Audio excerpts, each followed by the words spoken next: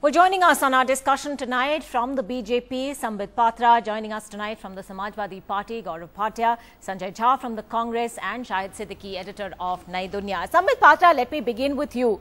The BJP's resolution doesn't refer to this phenomenon as love jihad, but the reference is very clearly there. Isn't the BJP playing with fire over here? No, I believe, Aditi, if the reference is there, the reference is towards the dwindling law and order situation in Uttar Pradesh, which is a fact which is known to all across the country. If a reference is there, the reference is towards the poor safety conditions of women, which you are showing right now on your television channel as to how the women and the girls of Meerut, in fact, have to, what they have to undergo on a daily basis. But we heard the girls say that this was not about a particular community as well. So where does Bharatiya Janata Party in Uttar Pradesh say that only a particular community people are responsible for harassing the girls? In contrast to that, let me remind you of the fact that a few days ago, when Indian Express came up with a report saying that there were 600 riots in 2 months, they even came up with 6 reasons for the report, for those riots. And you would find that the 4th reason cited by the Indian Express, derived from the police records from Uttar Pradesh, states that about 150 riots were because of the fact that a particular community boys, I don't name any community, a particular community boys have been molesting or misbehaving the other community girl. I mean, they can be from either communities, but this kind of behavior between boys and girls forms a very important cause of rioting in Uttar Pradesh. So I believe it is a matter of concern and law has to be restored. And in this endeavor, the Samajwadi Party government has totally failed. Okay, I'm going to take that across to the Samajwadi Party government, but before I do that, let me just quote to you what the Uttar Pradesh state BJP president Lakshmikant Bajpai says. He talks about the communal clashes in Uttar Pradesh and saying 71 incidents had crimes against women as the cause of these communal clashes. He also says, and I quote, "It's shocking but true that 99.99% of the accused in these crimes are Muslims." So whether you say that or not, your state president in Uttar Pradesh certainly has made that. The resolution also talks about women of one community and men of another. So where are you getting this data from? No, because as far as I know, police records in Uttar Pradesh don't mention the religion of the accused. No, as far as I know, the data that was given by the Indian Express spoke of 600 riots, and in which they gave six causes. I had just enumerated one of the cause. As far as our respected president from Uttar Pradesh, I believe he is the president of Uttar Pradesh. He must be accessible to number of datas, and he must have quoted it from authentic sources. He would not be quoting it otherwise. But I'm sure that he did not mean or point a finger towards any particular community. All he was wanting to say is that there is a situation of chaos in Uttar Pradesh, and there is a lackadaisical approach by the Uttar Pradesh government towards the safety of women, which is absolutely true. Well, Shahid Siddiqui, I can see you smiling broadly there. You clearly disagree with that assessment? No, I'm not. I'm amused at Patra saying that his UP president must have got the data from some source. 99.99. What kind of data is that? They're saying that one community. Which community is that? Are you talking of community of human beings or what? I mean, don't play with fire. You came into power because of the slogan of development, and now you are trying to divide the society on such nonsensical basis. This is absolutely dangerous and playing on the words of both love and jihad, misinterpreting both the words. And you are not talking of rapes in Muzaffarnagar. So many girls were raped. Nobody was arrested. Why are you not protesting against that? So you are supporting rape in one case, not supporting. Speaking about love jihad, by the way, Shahid Siddiqui ji, have you gone through the resolution? No one is speaking about love jihad. Let me. Forget about your resolution here. You are talking of 99.99%. No one is doing that. Let's be realistic. Don't play with words. Don't play with words. Let me be you be realistic. I'll be realistic. I'm realistic. Let's not fool each other. Realistic. Let's not fool each other. Let's not then get what are you agitated. Talking about? Who are 99.9%? Gentlemen, let's calm this down. The BJP says, okay, Shahid Siddiqui, Sambit Patra, neither of you can be heard at this point. Gentlemen, I want to take this across to the Samajwadi Party now, because the BJP claims that this is a question of law and order that they're raising. Gaurav Bhatia, come in on this. Law and order, when this was put across to the Chief Minister today, he quoted a song from a Hindi movie, and it was a film that former actor, now BJP politician Hema Malini starred in back in the 1970s. He made rather a flippant comment about it, perhaps referring to the fact that, you know, the lady had acted in a film which had love across the communities as its theme. But surely law and order is not a subject to be flippant about. No, Ankita, let me answer the question that you asked Sambit and he didn't reply, just saying that it must be authentic data. This data flows from only one source, and that source is the RSS office. It is so unfortunate that this government used to talk about development, and today love jihad is the epitome of development for the BJP government. Two communities will fight in hatred. Young people will lose their lives, and that is the development of the BJP government. Now, I ask the BJP leaders, Mr. Sambit Patra being a young leader is today defending when Mr. Vinay Katiyar and Mr. Lakshmikant Bajpai clearly target a particular community without any evidence, and they forget that the right to life and liberty, which includes the right to choose your partner, is enshrined in the Constitution. But the BJP has never believed in the Constitution of India. The BJP has never believed in the fundamental rights that have been given to every citizen of the country. This is not the first time they are doing it. Since the time they have come to power, you remember the Meerut incident where a heinous crime of rape was committed, and the BJP leaders tried to give it a communal color and said that in madrasas these days, you know, such incidents are happening with Hindu ladies. Are we trying to give religion to a criminal, or should we treat a criminal like a criminal and law should be the same for everyone? And today it is so disturbing that they want to obliterate the Constitution completely and make such allegations, divide the society, spread hatred just for their oblique motives. Gaurav Bhatia, they're also not just accusing a particular community of love jihad, they're also saying the Samajwadi Party government is aiding and abetting it. Can I come in? Now let me answer that question, Ankita. In the Saharanpur incident, the number of arrests that were made, they were almost 50-50 from both communities. There was this incident that happened in the Meerut crime case, rape case, and the accused belonged to a particular community, of which the BJP leveled charges against the Samajwadi Party that we tried to appease, but the accused were promptly arrested. Now the law and order situation, I think Mr. Sambit Patra needs to go through the National Crime Record Bureau data and see the maximum number of rape cases happen in Madhya Pradesh, 4,500 in 2013.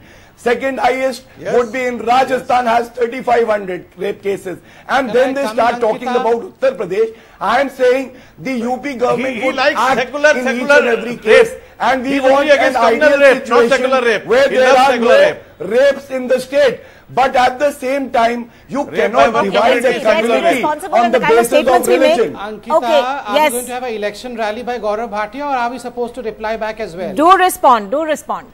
Yes. Ankita, first and foremost, Gaurav Bhatia is a good friend of mine, so I can sit back and take his preachings. But I would have been very happy if similar preachings were given by him to his Chief Minister, Mr. Akhilesh Yadav. I believe Mr. Akhilesh, just a second. Akhilesh Yadav appears to be busy watching movies and interpreting what songs mean. I believe he should leave movie theatres, come down to the roads of UP. He has destroyed Uttar Pradesh. He was a young Chief Minister whom I believe the youngsters like me and everyone across expected to perform, but he has not only not performed, but he has your party is not just talking about a law and order situation alone. The moment you use a term, like love jihad, doesn't it not take it into a completely different plane? Ankita, I believe I should not be interrupted, just as other spokespersons of other go parties ahead, but do address the question as well. I am doing justice to the whole issue. No, Mr. Sahil Siddiqui, please don't interrupt. Most importantly, remember, you interrupted me, sir. Please, sir, you are my elder. I didn't expect this kind of attitude from you. No, sir, you are my elder. You can show a larger heart. If you want, I can stop right now. You are a highly educated person. I will stop right now and allow you. I will stop right now and I will allow you to speak, sir, if you want me to. But if you want, allow me, I can complete. The most important. Go on. Yes. Go on. The most important issue is law and order is a state subject. Law and order in Uttar Pradesh has totally crumbled, has totally failed, and this is a known fact. And Uttar Pradesh government, instead of the fact that they should be ratifying the law and order situation, looking after the law and order situation, they are busy playing this blame game. I mean, the number of times they take the name of Bharatiya Janata Party and RSS throughout the day, if the similar number of times they utter the word development, I believe there would be automatically some kind of improvement that will be seen in Uttar Pradesh. But no, they are extremely busy polarizing the situation. Where is the development agenda that was so much applied for the 2014 general elections? The whole resolution is about development. The whole resolution is about development. In the Love Jihad is about development. I think it's a new definition of development that the BJP has coined. Love Jihad becomes development. It's only about dividing the society. Only watching movies would not suffice. Okay. Gentlemen, once again, all of you are talking at the same time, and I also want to bring in the Congress at this point. Sanjay Jha, is this really, in a sense, also about a history of the politics of appeasement that the BJP can now stand its ground and talk about, point fingers both at your party and indeed the Samajwadi Party, and carry on with this line that they've taken? No, not at all, Ankita. In fact, I believe this is a brazen communal witch hunt which is on. The Bharatiya Janata Party, let me repeat once again, the Muzaffarnagar riots were orchestrated. You saw the political windfall that the BJP got in Uttar Pradesh. Now they know that Uttar Pradesh is very critical, not just for the assembly elections, but for their 2019 plans, because 73 seats have really come to them from, this has been the big bonanza of the communal polarization agenda. Now the truth of life is that the Bharatiya Janata Party today, Ankita, is being managed by the RSS from Nagpur, and therefore social apartheid, ghettoization of Muslims, this is part of a very systematic strategy. Now, we cannot ignore the fact that today, what we once upon a time used to think was activities of the fringe right-wing groups like the Bajrang Dal, the Hindu Rashtra Sena, the Pramod Muthaliks of the world, who are into cultural policing and all kinds of policing of behavior of women in different attire. Now it's become a sinister, a more political strategy that the BJP say that there's wants a certain to make mainstreaming a of that. statement on Uttar Pradesh. Okay, mainstreaming. Absolutely, and I believe, and I want to make Ankita one point. Yeah, Ankita, just one point. Very just quickly. Think about it. That this is a very well concerted, well considered, and an extremely planned philosophy of the RSS and the BJP. When the current Prime Minister in the campaign talked about pink revolution, what was he trying to hint at? This, when Gujarat is one of the biggest exporters of beef. All right, let's not move away. Sanjay Jha, let's not move away from our specific points today, which is playing out in broad daylight. Okay. Shahid Siddiqui, I want to bring this back to the concept. Yes, Gaurav Bhatia, I'll come to you in a moment. But Shahid Siddiqui, I want to bring this back to this whole concept that's been thrown up of the love jihad. Is that even possible? We're sitting in the 21st century. Are forced conversions using love as so-called bait, which is what we're hearing about, being this term that's being thrown around, is that even really possible? Look, it's like Taliban's or the Khafs. We know in Western UP, the area they are talking about, every year hundreds of girls are killed because in the name of honor killing. And they are killed by, they are in love with the man of the same community. There are so many rapes, Muslims raping Muslims, Hindus raping Hindu girls. It is rape is a rape and a rapist is a rapist. But they are trying to distinguish between a Hindu rape and a Muslim rape. When a Hindu rapes a Muslim or a Muslim rapes a Hindu, it's a crime. When a Hindu rapes a Hindu, it is not. And they are distinguishing between a secular rape and a communal rape. It is highly, highly dangerous. They are playing with fire. And I must say, I'm very, very shocked. I'm not opponent of Modi. Okay. Mr. Modi, I'm not opponent of BJP. I feel very, very shocked. I feel the society will be destroyed if they go along with this just for politics. If they play with this, I think we are doing extreme disservice to this nation, which has come up as a great nation in the world. Sambit Patra, respond to one of those points being made by, respond to one of those points. Is there a certain selective reporting of events choosing particular instances over another.